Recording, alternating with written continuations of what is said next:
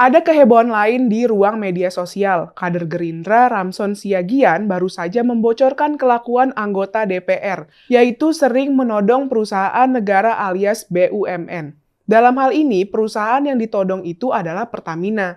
Sebelumnya, curhatan Ramson menuai kontroversi lantaran ia mengaku kesulitan mendapatkan sedekah sarung dari PT Pertamina karena harus mendapat persetujuan Menteri BUMN Erick Thohir.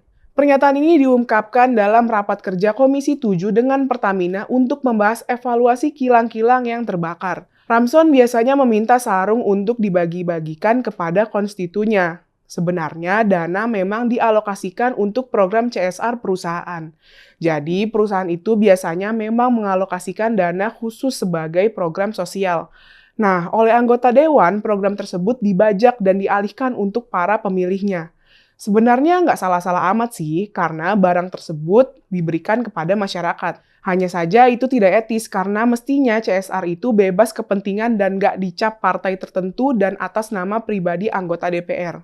Namun di era Erick Thohir, kata Ramson, permintaan seperti itu sulit karena semua harus lewat persetujuan Menteri BUMN Erick Thohir.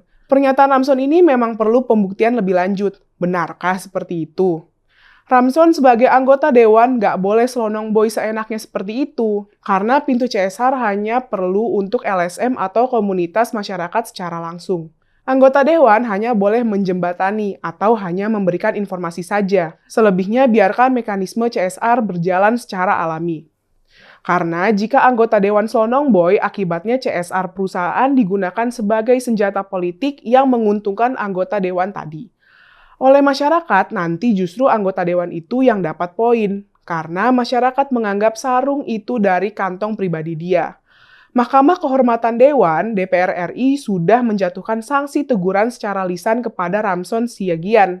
Pernyataan Ramson itu dianggap tidak etis karena pada prinsipnya anggota dewan tak boleh melakukan intervensi terhadap program mitra kerja komisi, yaitu program CSR. Mitra kerja dalam hal ini perusahaan negara yang memiliki wewenang untuk menentukan program tersebut. Tidak hanya teguran dari MKD, Ramson juga ditegur oleh partainya. Ramson sendiri sudah mengaku salah dan minta maaf. Dia berjanji tidak akan mengulanginya lagi. Pernyataan Ramson itu membuka fakta tentang kelakuan anggota dewan yang sebenarnya. Mereka tidak hanya jadi Markus alias makelar kasus, seperti yang disebutkan Mahfud MD. Mereka juga menjadi agen sumbangan dari perusahaan negara. Ini tentu memalukan. Semoga saja terbongkarnya kebiasaan buruk anggota dewan ini menjadi pelajaran bagi yang lainnya. Jadilah anggota dewan yang terhormat, bukan orang yang suka celamitan dan bermental rusak.